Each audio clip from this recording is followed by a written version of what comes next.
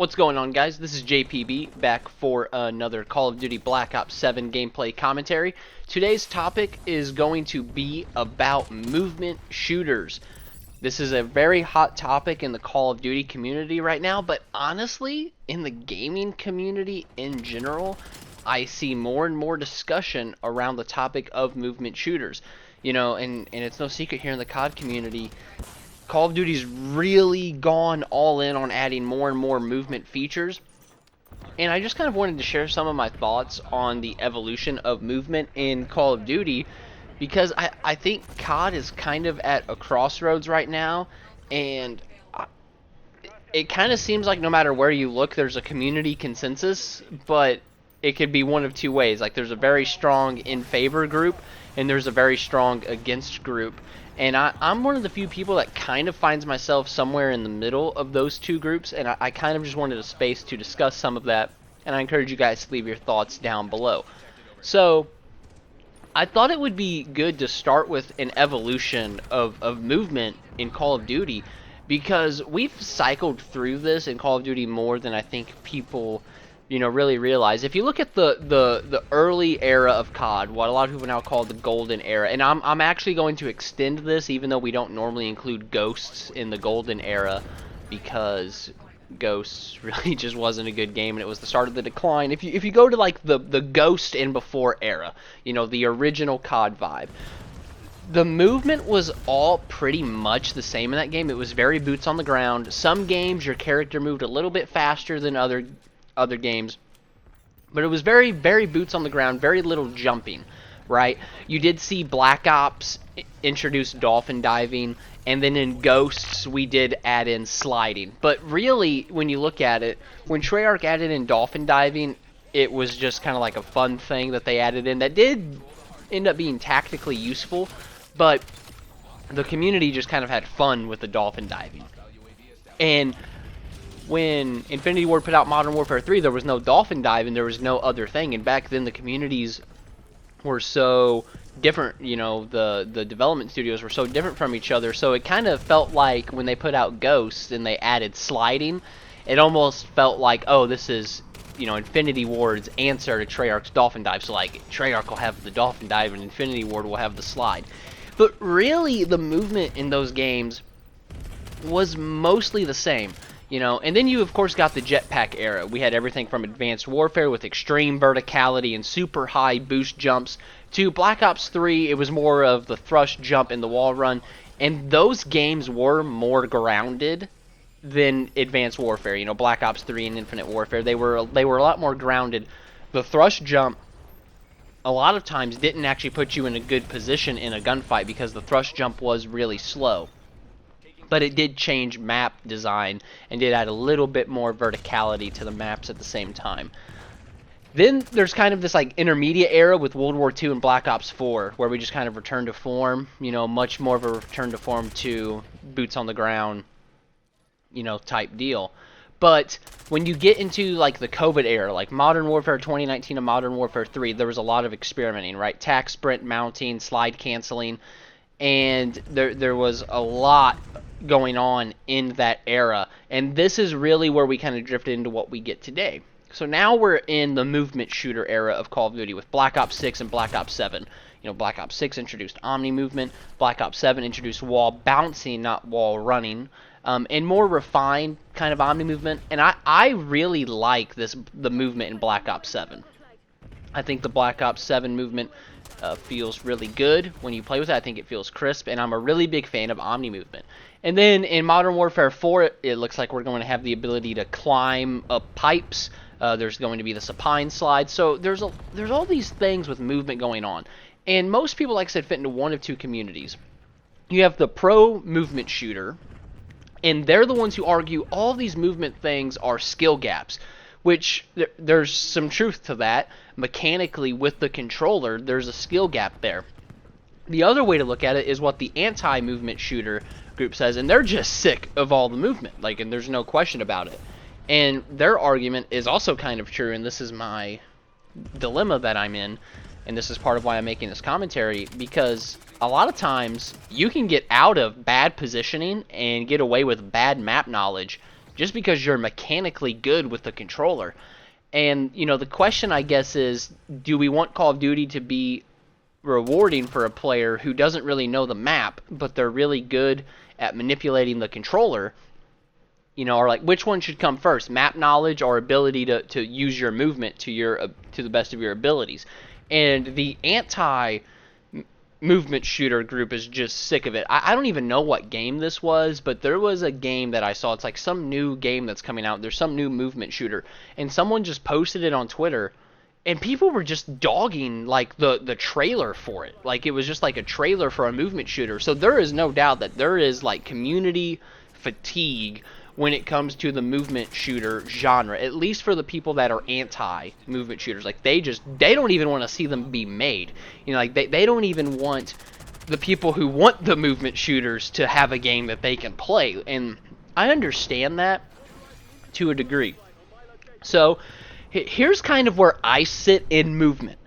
Classic COD movement is really what the community wants, right? I personally like the movement in Black Ops 7, but I don't know that every COD game should have that going forward. I think my perfect game would be a game that has the same exact movement that Black Ops 2 had, but just add Omni movement. I do think we should have Omni movement. You know, and I know that still is a big difference for Black Ops 2, right? It's still not the exact same as Black Ops 6, though. You know, it's not just like, oh, just give us Black Ops 6 again.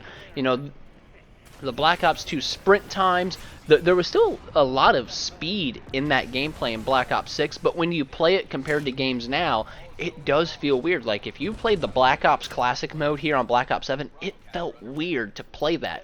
So I think that Omni movement should come back, at least in the Treyarch games. I've said this before. I'm perfectly fine if Infinity Ward and Sledgehammer don't want to have Omni movement. I wish the Call of Duty games were all different from each other. You have 3 different developers working on your games. Let them make different games. But for a Treyarch game, I would like to see, like I said, Black Ops 2 movement, but with Omni movement. So no tack sprinting, no sliding, no mounting. You know, we can get rid of the wall bouncing, right? Okay. But here's something I kind of want to throw in. You know, I actually ironically think the movement shooter stuff that we're getting, especially what we see in Black Ops 7 with the Omni movement and the wall bouncing, I actually think that would make an Infinity Ward game more playable for someone like me. And for those of you who don't know, I believe the Treyarch map design is superior. I'm a way bigger fan of the 3-lane map structure. But Infinity Ward, they really have this tendency to make these big maps with these ginormous power structures. And I think that the movement in a game like Black Ops 7 makes it easier to attack those power structures. Think about a map like Firing Range. In the original Black Ops, if someone got into that tower, you know, you kind of had to throw a grenade up at them, or just, you know, just try to get creative, you know, maybe go into the building next to it so you're a little bit more level with them, use cover. You know, now in Black Ops 7, there's like 2 different ways to get into that tower. You know, you can wall bounce and use the movement to get up there. And that, I was playing a game on Firing Range and I thought of that. I'm like, you know, I think movement like this would work really well in an Infinity Ward game, because of how many power structures there are. And I don't know that it is actually needed in a game like a Treyarch game where there's mainly 3-lane maps. And again, there, you know, you have Firing Range, which yes has a power structure. A map like Standoff has some big buildings, but they're by no means as difficult to take down as the things we see in Infinity Ward games, you know. And so I think about that. And I think it's interesting that the community wouldn't really want that out of an Infinity Ward game, when I think that type of movement would actually solve the #1 issue with an Infinity Ward game, at least for me. And there's a lot of people who complain about those large power structures in an Infinity Ward game. So all of that, though, is just a really long way for me to say, you know, like I said, I think if we could get a Treyarch game with Black Ops 2 movement, but then Omni movement. So take out all the tack sprinting, take out the sliding, take out the mounting. More classic COD, but just allow us to still move in every direction, because I do think that makes sense. I do think that is that is still realistic. And I think if you took out, you know, like I said, the sliding and stuff, I think it would still help a little bit with the situational awareness and the positioning on the map. Because at the end of the day, here's the deal, you know, Call of Duty is a game that is supposed to be about positioning on the map and knowledge of the map and using that to your advantage. That is the origins of COD, but every game series over time kind of evolves. And this is like a natural thing, I feel like, for any franchise to run into, where you kind of have these different competing interests, so to speak, and your community gets really divided, and that can be tough, I think, for these developers to navigate. So my question for you guys is, what are your thoughts on the movement in Call of Duty? Should Call of Duty dive back into the movement shooter genre going forward, or should they strip down the movement to a more classic system? This is going to be interesting because, of course, there's a lot of rumors right now with them porting the original Black Ops and Black Ops 2 to the PS4 and the PS5. We'll see if that, you know, comes to life. We'll see if we actually see that happen or not. And that will be an interesting kind of beta test to see if people play, you know, Black Ops 7 and Modern Warfare 4 more, or are they going back to play these classic CODs? That could potentially give us that answer. But let me know your thoughts down in the comments below. Should Call of Duty keep pushing the needle on the movement shooter stuff, or should they strip it down to a more classic COD system? I look forward to seeing your guys' comments. And as always, guys, this is your boy, JPB, signing out. Bravo is ours. UAV mission request lost. Losing B. Civilians requesting UAV tasking.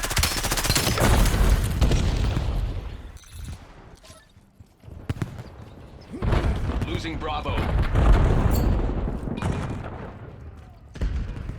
We lost B.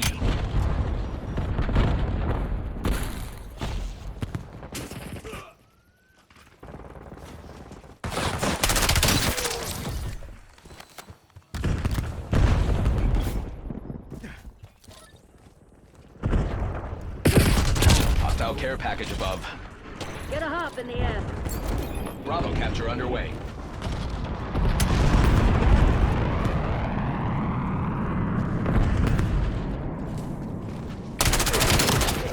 They are taking C. We control B.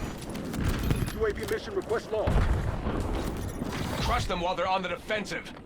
Skewer release detected. Losing B.